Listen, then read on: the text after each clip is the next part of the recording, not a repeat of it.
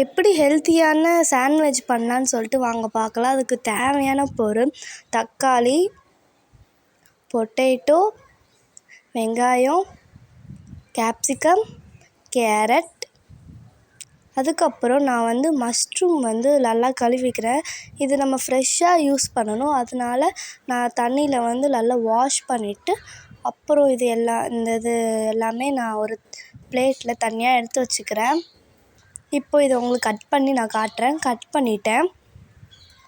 இப்போ இது எல்லாத்தையும் நான் உங்களுக்கு இந்த மிக்சியில் இது எப்படி சாப் பண்ணலாம் அப்படின்னு சொல்லிட்டு உங்களுக்கு காட்டுறேன். ஃபஸ்ட்டு நான் பொட்டேட்டோவை உள்ளே போடுறேன்.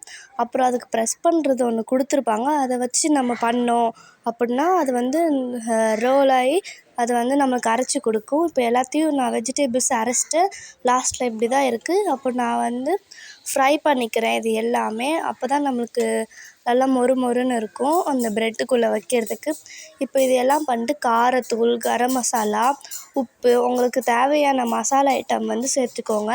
அதுக்கப்புறம் நான் கொஞ்சம் நல்லாயிருக்கும்னு சொல்லிட்டு பெப்பர் கொஞ்சம் சேர்த்துருக்கேன்.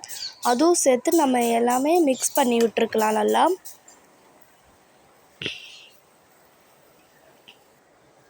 இப்போ மிக்ஸ் பண்ணியாச்சு. இது பன்னீர்.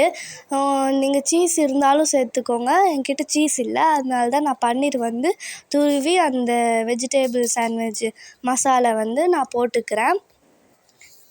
நல்லா அதில் துருவி போட்டுக்கோங்க.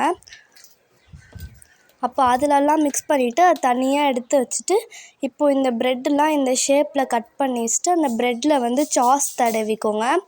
சாஸ் தடவிட்டு அந்த ஸ்பூனால் எல்லா பக்கமும் ஸ்ப்ரெட் பண்ணிவிட்டு, அதுக்கப்புறம் நம்ம செஞ்சு வச்ச மசாலாவை அந்த ப்ரெட் மேலே அழகாக ஸ்ப்ரெட் பண்ணி விட்டுக்கோங்க.